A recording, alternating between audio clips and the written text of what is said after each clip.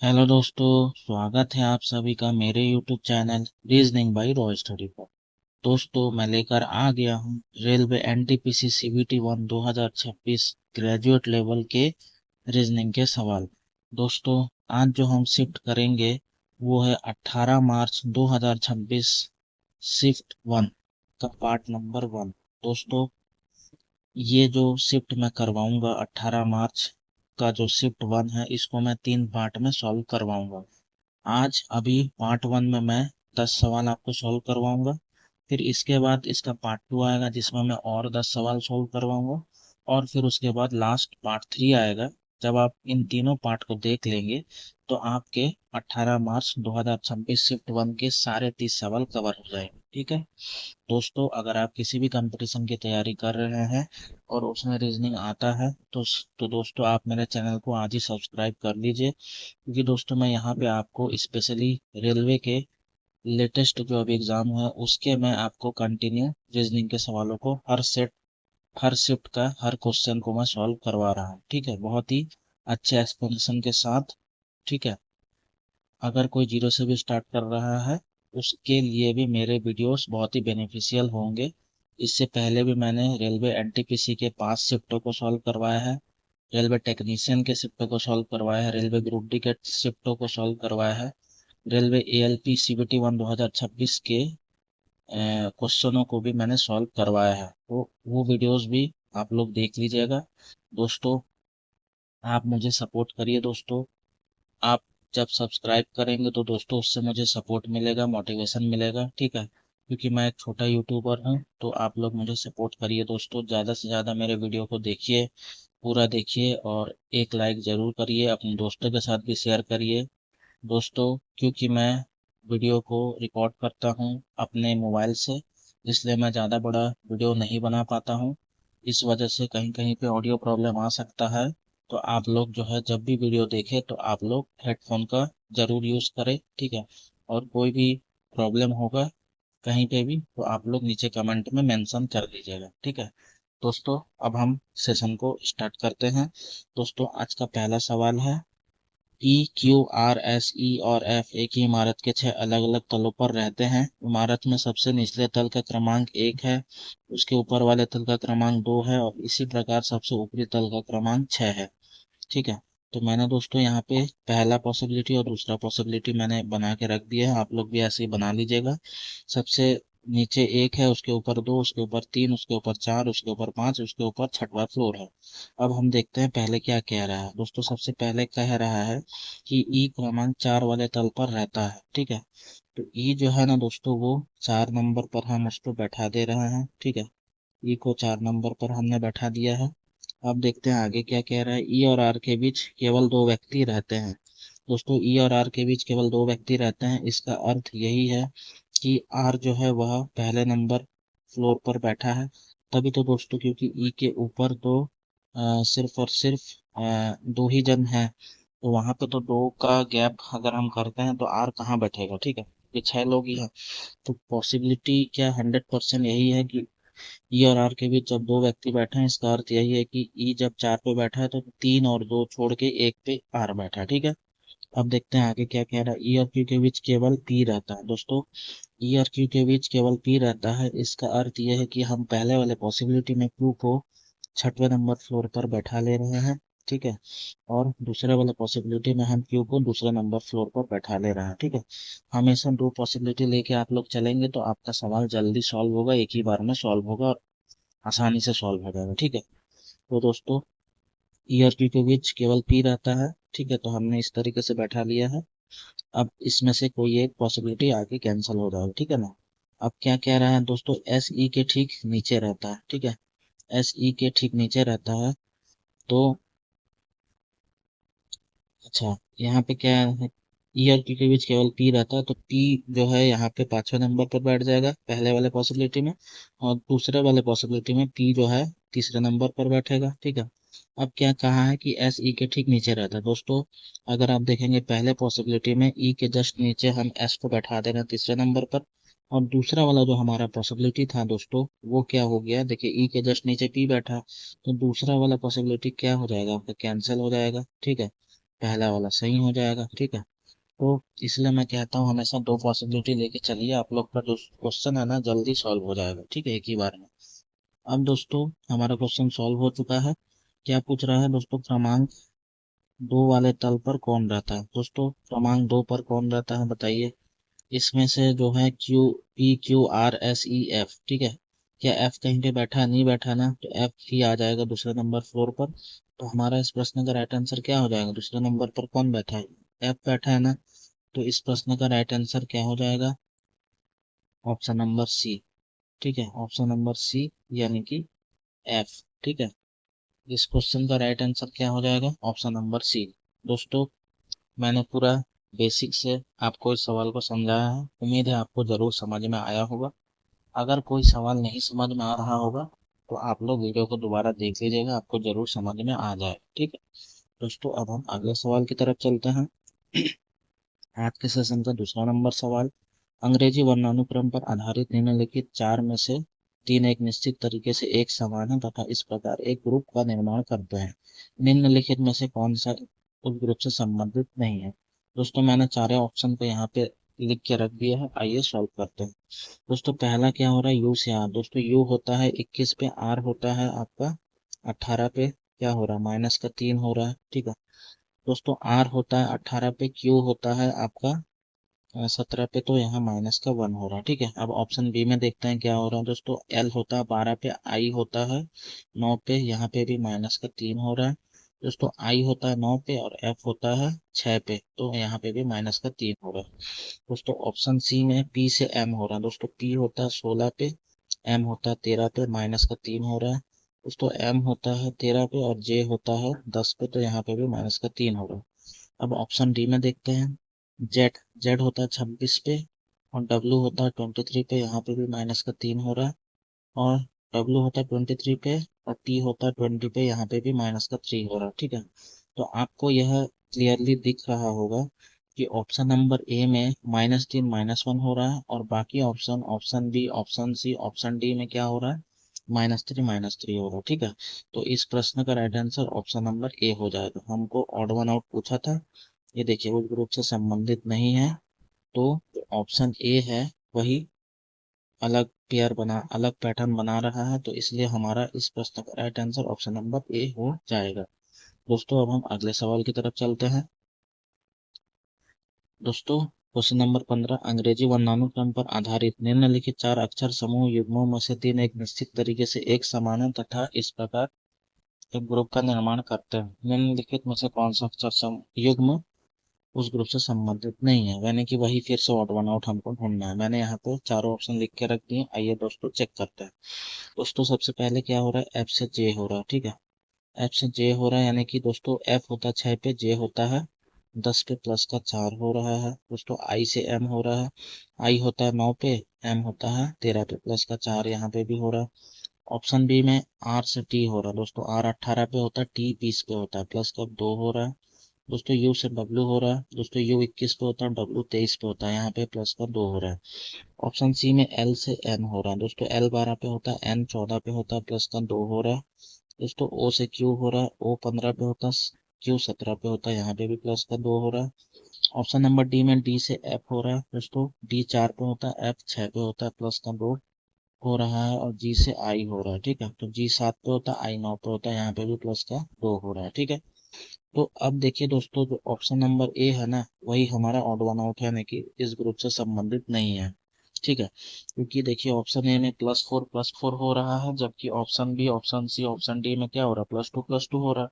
ठीक है, तो इस प्रश्न का right answer option number A हो जाएगा। ठीक है, क्वेश्चन नंबर 15 का right answer option number A होगा। दोस्तों अब हम अगले सवाल की तरफ चलते हैं। आज के सेशन का चौथा नंबर सवाल, कोडेड ब्लड रिलेशन का सवाल। किसी निश्चित कोड भाषा में ए प्लस बी का अर्थ है ए बी की बहन है, ए माइनस बी का अर्थ है ए बी का पति है, ए इंटू बी का अर्थ है ए बी की माता है और ए डिवाइड बी का अर्थ है ए बी का भाई है। उपरोक्त जानकारी के आधार पर यदि K plus L minus M into N divide O है तो ए का ओ से क्या संबंध है। दोस्तों ब्लैंक पेज पे सॉल्व करते हैं। सबसे पहले के प्लस एल है, तो प्लस का अर्थ क्या है, ए बी की बहन है। दोस्तों के जो है वह क्या है, बहन है एल की। ठीक है, के एल की बहन है, उसके बाद क्या कह रहा है, एल माइनस एम। दोस्तों माइनस का अर्थ क्या, ए बी का पति है, तो एल माइनस एम, यानी कि एल जो है वह पति हो जाएगा आपका एम का, ठीक है। उसके बाद क्या कह रहा है, एम इंटू एन। दोस्तों इंटू का अर्थ क्या, ए बी की माता है। दोस्तों एम जो है वह क्या है, माता है एन की, ठीक है। उसके बाद क्या है, एन डिवाइड ओ। दोस्तों डिवाइड का अर्थ क्या, ए बी का भाई है, तो एन जो है वह भाई है किसका, ओ का, ठीक है। अब हमसे पूछ क्या रहा है, के का ओ से क्या संबंध। दोस्तों के का संबंध हमसे पूछ रहा है, ठीक है, ओ से। दोस्तों ये जो ओ का माता पिता कौन है, दोस्तों ओ की माता है एम, ओ की माता है एम, और ओ का पिता है एल, ठीक है। तो ओ का पिता का भाई ही तो दोस्तों के है ना, मतलब ओ के पिता की बहन है के, ठीक। तो क्या हो जाएगा, इस प्रश्न का राइट आंसर क्या हो जाएगा, पिता की बहन, ठीक है। तो ऑप्शन नंबर बी इस प्रश्न का राइट आंसर हो जाएगा, ठीक है, पिता की बहन, ठीक है। क्वेश्चन नंबर 16 का right answer option number B होगा। उम्मीद है आपको यह सवाल भी समझ में आया होगा। दोस्तों अगले सवाल की तरफ चलते हैं। दोस्तों क्वेश्चन नंबर 18 दिए गए कथन और निष्कर्षों को ध्यान से पढ़े। दोस्तों कथन निष्कर्ष का सवाल है। तो कथन कह रहा है, सभी गिद्ध गौरैया, ठीक है, सभी गिद्ध जो हैं वो क्या है आपके, गौरैया है, गौरैया, ठीक है। सभी गिद्ध क्या है, गौरैया है, ठीक। मैंने गिद्ध को ये ग में छोटी की मात्रा है, और ये ग में ओ की मात्रा गौरैया, ठीक है। उसके बाद क्या कहा है, कुछ गौरैया कौवा है, कुछ गौरैया जो है वो क्या है, कौवा है, ठीक है। और क्या कहा है, कोई भी कौवा कबूतर नहीं है, ठीक है। कोई भी जो कौवा है ना वह कबूतर नहीं है, ठीक है। कोई भी कौवा कबूतर नहीं है, ठीक है, यही तो कहा। तो सभी गिद्ध गौरैया है, कुछ गौरैया कौवा है, ठीक है, और कोई भी कौवा कबूतर नहीं है, यही हमको कथन कहा है। अब देखते हैं हमसे निष्कर्ष में क्या पूछा गया है। पहला निष्कर्ष है, कुछ गिद्ध कौवा है। दोस्तों पहला निष्कर्ष जो है वो कह रहा है कि कुछ गिद्ध कौवा है। दोस्तों गिद्ध जो है सारे के सारे गिद्ध कौवे के अंदर है, और कुछ कौवा सारे के सारे गिद्ध क्या है, गौरैया के अंदर है, और कुछ गौरैया कौवा है, कोई कौवा कबूतर नहीं। तो दोस्तों यहाँ पे हमसे पूछ रहा है, कुछ गिद्ध कबूतर, कुछ गिद्ध कौवा है। दोस्तों गिद्ध यहाँ है और कौवा यहाँ है, तो क्या हमको इनके कुछ रिलेशन हमको कथन में कहा है, नहीं कहा है ना। तो दोस्तों ये डाउटफुल हो जाएगा, इसको हम गलत कर देंगे, ठीक है। अब ऑप्शन नंबर, मतलब जो दूसरा निष्कर्ष है उसको देखते हैं क्या कह रहा है, कोई भी गौरैया कबूतर नहीं है। दोस्तों गौरैया यहाँ पे है, ठीक है, गौरैया यहाँ पे है और कबूतर यहाँ पे है। दोस्तों इसके बारे में भी हमको कथन में कहीं पे भी कहा नहीं है, हम श्योरली नहीं बता सकते कि क्या इन पे कुछ रिलेशन बनता है या नहीं बनता। तो इसको भी हम क्या करेंगे, डाउटफुल है तो इसको हम रॉन्ग कर देंगे, तो दोनों ही कथन इसमें आपका नहीं जाएगा। तो इस प्रश्न का right answer option number A हो जाएगा। दोस्तों अगले सवाल की तरफ चलते हैं। दोस्तों क्वेश्चन नंबर 19, अंग्रेजी वर्णमाला क्रम पर आधारित गोट का संबंध आई क्यू सी भी से है, इसी प्रकार ओ डब्ल्यू आई बी का संबंध क्यू वाई के डी से है, इसी तर्क के आधार पर यू सी ओ एच का संबंध निम्नलिखित में से किस विकल्प से है। मैंने आपके लिए सवाल यहाँ पे बना दिया है। दोस्तों आइए मिलाते हैं। सबसे पहले क्या हो रहा है, जी से आई हो रहा है, ठीक। दूसरा कलर ले लेते हैं। दोस्तों सबसे पहले जी से आई हो रहा है। दोस्तों जी होता है 7 पे, आई होता है आपका 9 पे, प्लस का 2 हो रहा है, ठीक है। उसके बाद ओ से क्या हो रहा है, क्यू हो रहा है। दोस्तों ओ होता 15 पे, क्यू होता 17 पे, यहाँ पे भी प्लस का 2 हो रहा है। दोस्तों ए से सी हो रहा है, ठीक है, प्लस का 2 यहाँ पे भी हो रहा है। दोस्तों टी से भी हो रहा है, टी होता है 20 पे, भी होता है 22 पे, यहाँ पे भी प्लस का 2 हो रहा है, ठीक है। अब इसको मिला लेते हैं। दोस्तों ओ से क्या हो रहा है, क्यू हो रहा है। दोस्तों ओ 15 पे होता है, क्यू 17 पे होता है, यहाँ पे प्लस का 2 हो रहा है। दोस्तों डब्ल्यू से वाई हो रहा है, डब्ल्यू 23 पे होता है, वाई 25 पे होता है, यहाँ पे भी प्लस का 2 हो रहा है।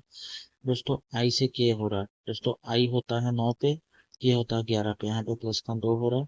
दोस्तों बी से डी हो रहा है, यानी कि प्लस का 2 हो रहा है, आपको दिख रहा होगा दोनों में ही प्लस का 2 हो रहा है। अब हम आगे वाले में भी सेम टू सेम करेंगे। दोस्तों यू ठीक है। यू से जब आप प्लस का 2 करेंगे, यू किस पे होता है प्लस 2 करेंगे 23 पे, डब्ल्यू आ जाएगा यहाँ पे, ठीक है। उसके बाद सी से दोस्तों, सी में जब आप प्लस का 2 करेंगे तो दोस्तों क्या आ जाएगा, ई तो आएगा, ठीक है। उसके बाद ओ में भी जब आप प्लस का 2 करेंगे, ओ 15 पे होता है, 17 पे क्यू होता है, ठीक है। उसके बाद एस से जब आप प्लस 2 करेंगे तो एच होता है 2 पे, एच होता है 8 पे, प्लस 2 करेंगे तो 10 पे जे आ जाएगा, ठीक है। तो डब्ल्यू ई क्यू जे, इस प्रश्न का राइट आंसर होगा डब्ल्यू ई क्यू जे। ऑप्शन नंबर डी इस प्रश्न का राइट आंसर हो जाएगा, ठीक है। दोस्तों अगले सवाल की तरफ चलते हैं। दोस्तों क्वेश्चन नंबर 23, दी गई श्रृंखला को तार्किक रूप से पूर्ण बनाने के लिए प्रश्न चिन्ह को निम्नलिखित में से किस अक्षर समूह द्वारा प्रतिस्थापित किया जाना चाहिए। दोस्तों आइए बनाते हैं इस सवाल को, ठीक है। दोस्तों डी से एफ हो रहा है, ठीक है। दोस्तों डी से एफ हो रहा है, फिर एफ से एच हो रहा है, फिर एच से क्या हो रहा है, जे हो रहा है। तो अगला क्या होगा दोस्तों, डी से एफ यानी कि प्लस का 2 हो रहा है। दोस्तों एफ से एच यानी कि प्लस का फिर 2 हो रहा है। दोस्तों एस से जे प्लस का 2 हो रहा है, आगे भी प्लस का 2 ही होगा। दोस्तों जे में जब आप प्लस 2 करेंगे तो क्या आ जाएगा, एल ही तो आएगा, क्योंकि जे 10 पे होता है आपका, जो है यहाँ पे क्या हो जाएगा, एल आ जाएगा, ठीक है। तो 12 पे एल होता है। अब इसके बाद क्या हो रहा है, इसको हम इरेज कर देते हैं।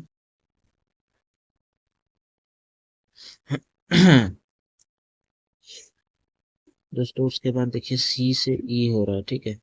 ई से जी हो रहा है, जी से आई हो रहा है, ठीक है। तो दोस्तों सी 3 पे होता है, ई कितना पे होता है, 5 पे होता है, प्लस का 2 हो रहा है। दोस्तों ई जो है 5 पे होता है, जी होता है 7 पे, यहाँ पे भी प्लस का 2 हो रहा है। दोस्तों जी से आई हो रहा है, यानी कि दोस्तों प्लस का 2 हो रहा है, ठीक है। आई 9 पे होता है। आगे क्या होगा, आई से दोस्तों जो प्लस का 2 करेंगे तो 11 पे क्या होता है, एल के होता है, ठीक है। तो एल के बाद के आ गया, तो देखिए ऑप्शन नंबर जो डी है ना, उसमें दोस्तों एल के बाद के आ रहा है, ठीक है। तो इस प्रश्न का राइट आंसर क्या हो जाएगा, ऑप्शन नंबर डी।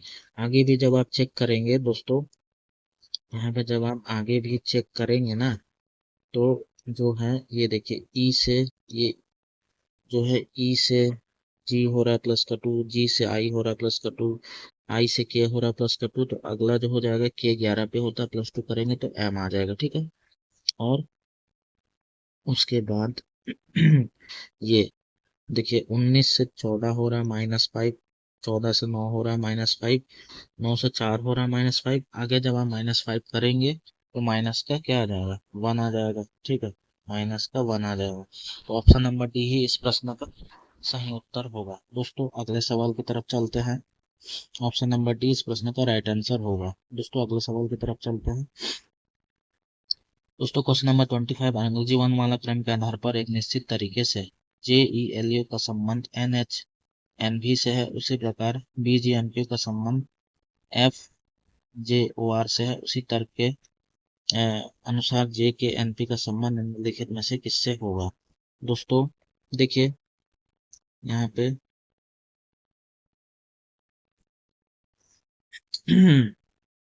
दोस्तों जे से क्या हो रहा है, जे से एन हो रहा है ना। दोस्तों क्या हो रहा है, जे 10 पे होता है, एन 14 पे होता है, क्या हो रहा है, प्लस का 4 हो रहा है। दोस्तों यहाँ पे भी जब आप देखेंगे, ये जो बी से जो है एफ हो रहा है, ठीक है। दोस्तों B2 पे F6 पे प्लस का 4 हो रहा है। तो आगे भी जो इसमें जब आप प्लस का 4 करेंगे, जी में प्लस 4 करेंगे तो जी दोस्तों 7 पे होता है, जी का अल्फाबेट वैल्यू 7 होता है। और उस पर प्लस 4 करेंगे 11 पे क्या आता है, 11 पे दोस्तों के आता है ना के। तो दोस्तों इस चारों ऑप्शन में जब आप मिलाएंगे ना, तो आपको दिख रहा होगा सिर्फ ऑप्शन नंबर ए का ही पहला लेटर के है, बाकी सारे में अलग अलग है। तो हमारा इस प्रश्न का right answer option number A हो जाएगा, ठीक है। आपका समय इसमें बच जाएगा, ठीक है। तो ऐसे ही हमको सॉल्व करना है जिससे कि जल्दी आपसे बन जाए सवाल, ठीक है। दोस्तों इस प्रश्न का right answer option number A हो जाएगा। आगे आप लोग मिला लीजिएगा। इसमें आगे जो है ई से एच हो रहा है प्लस का 3, एल से एन हो रहा है प्लस का 2, यू से भी हो रहा है प्लस का 1, ठीक है। इसमें भी यही हो रहा है, जी से जे यानी कि प्लस का 3 हो रहा है, एम से ओ प्लस का 2, क्यू से आर प्लस का 1 हो रहा। सेम टू सेम इसमें भी करेंगे, तो के में जब आप प्लस 3 करेंगे तो एन आ जाएगा, एन में एन एन में +2 करेंगे तो पी आएगा, और पी में +1 करेंगे तो क्यू आ जाएगा। ठीक है, तो दोस्तों अगले सवाल की तरफ चलते हैं। आज के सेशन का 9वां नंबर सवाल दोस्तों, ये है सीरीज एनालॉजी का क्वेश्चन दोस्तों। 15 से 29 हो रहा है, 32 से 63 हो रहा है दोस्तों। जब आप 15 में 2 का गुणा करेंगे, ठीक है, और फिर -1 कर देंगे तो आपको जो है 29 मिल जाएगा। ठीक है, सेम टू सेम जब आप 32 गुना 2 करेंगे और फिर माइनस का 1 कर देंगे तो आपको जो है 63 मिल जाएगा। सेम टू सेम इसी पैटर्न में जो भी हमारा ऑप्शन में बनेगा वही हमारा उत्तर होगा। ठीक है दोस्तों, अगर आप यहाँ पे देखेंगे पहला ऑप्शन को हम मिलाते हैं दोस्तों, 17 से 33 हो रहा है। ठीक है, तो 17 से 33 हो रहा है, तो दोस्तों 17 में जब हम 2 को गुणा करेंगे और उसमें जब आप एक माइनस कर देंगे तो 17 दूना 34 -1 33 आ जाएगा। तो 17 से 33 तो हो ही रहा है, तो इस प्रश्न का राइट आंसर क्या हो जाएगा? ऑप्शन नंबर ए होगा। ठीक है दोस्तों, अगले सवाल की तरफ चलते हैं। आज के सेशन का 10वां नंबर सवाल, यानी कि लास्ट सवाल इस पार्ट नंबर 1 वीडियो का दोस्तों। कार्तिकेयन बिंदु ए से पश्चिम दिशा में 37 किलोमीटर की दूरी तय करता है दोस्तों। एक बंदा है कार्तिकेयन, जो कि बिंदु ए से 37 किलोमीटर की दूरी किधर तय कर रहा है? पश्चिम दिशा, यानी कि वेस्ट में वह 37 किलोमीटर जाता है। ठीक है, उसके बाद क्या कह रहा है? फिर वह दाएं मुड़कर 26 किलोमीटर चलता है दोस्तों। जब कोई व्यक्ति पश्चिम दिशा की ओर मुख करके चल रहा है और जब वह अपने दाएं मुड़ेगा तो उसके सामने जो दिशा आएगा ना दोस्तों, वो कौन सा दिशा आ जाएगा? उत्तर दिशा, यानी कि नॉर्थ दिशा आ जाएगा, जहाँ पे कि वह 26 किलोमीटर चलता है। ठीक है, उसके बाद कह रहा है कि फिर दाएं मुड़कर 42 किलोमीटर चलता है दोस्तों। जब कोई व्यक्ति उत्तर की तरफ मुख करके चल रहा है और वह जब अपना दाएं मुड़ेगा तो उसके सामने दोस्तों पूरब, यानी कि ईस्ट दिशा आ जाएगा, जहाँ पे कि वह 42 किलोमीटर चलता है। ठीक है, उसके बाद क्या रहा है? इसके बाद फिर वहां दाएं मुड़कर 47 किलोमीटर चलता है दोस्तों। जब कोई व्यक्ति पूरब की तरफ मुख करके चल रहा है और वह जब अपने घड़ी की दिशा यानी कि दाएं तरफ मुड़ेगा तो उसके सामने दोस्तों दक्षिण यानी कि साउथ दिशा आएगा, जहाँ पे कि वह 47 किलोमीटर दूरी चलता है। उसके बाद दोस्तों हम वहाँ दाएं मुड़कर 5 किलोमीटर चलता है और बिंदु पी पर रुक जाता है दोस्तों। दक्षिण दिशा से जब आप दाएं मुड़ेंगे तो आपके सामने दोस्तों पश्चिम यानी कि वेस्ट दिशा आ जाएगी। ठीक है, जहाँ पे कि वो 5 किलोमीटर चल के बिंदु पी पर रुक जाता है। ठीक है, अब हमसे पूछ क्या रहा है दोस्तों? बिंदु ए पर वापस पहुंचने के लिए, ठीक है, बिंदु, ये देखिए बिंदु ए पर वापस पहुंचने के लिए उसे सबसे कम दूरी किस दिशा और किस तरफ चलना चाहिए? ठीक है दोस्तों, यहाँ पे क्या होता है? अपोजिट डायरेक्शन क्या होता है? हट जाता है, सेम डायरेक्शन जुड़ जाता है दोस्तों। ये जो वेस्ट यानी कि पश्चिम का 37 किलोमीटर और ये पश्चिम के 5 किलोमीटर दोनों सेम डायरेक्शन में, दोनों जुड़ के 42 किलोमीटर हो जाएगा पश्चिम का। और ये जो ईस्ट है, वेस्ट और ईस्ट यानी कि पश्चिम और पूरब का अपोजिट डायरेक्शन है, दोनों दोस्तों हट जाएंगे। ठीक है, तो पश्चिम का 42 किलोमीटर इस पूरब के 42 किलोमीटर से क्या हो जाएगा? कैंसिल हो जाएगा। ठीक है, अब यहाँ पे हमारे पास बचा क्या फाइनली? नॉर्थ यानी कि उत्तर का 26 किलोमीटर, साउथ का 47 किलोमीटर दोस्तों। ये उत्तर और दक्षिण दोनों ही अपोजिट डायरेक्शन है, दोनों क्या हो जाएगा? हट जाएगा। हमको स्टार्टिंग पॉइंट में जाना है, तो दोस्तों हमारा ऐसे बच रहा है 21 किलोमीटर दक्षिण। ठीक है, लेकिन दोस्तों हमको क्योंकि स्टार्टिंग पॉइंट में जाना है तो यही दोस्तों 21 किलोमीटर हमको जाना पड़ेगा, किधर? उत्तर की तरफ, नॉर्थ में जाना पड़ेगा। ठीक है, तो इस प्रश्न का राइट आंसर क्या हो जाएगा? शुरुआती बिंदु में हमको अगर जाना है तो हमको 21 किलोमीटर जो है आपका उत्तर की तरफ जाना पड़ेगा। तो ऑप्शन नंबर जो डी है ना, ऑप्शन नंबर डी इस प्रश्न का राइट आंसर हो जाएगा। 21 किलोमीटर उत्तर की तरफ हमको जाना पड़ेगा अगर हमको स्टार्टिंग पॉइंट में पहुंचना है।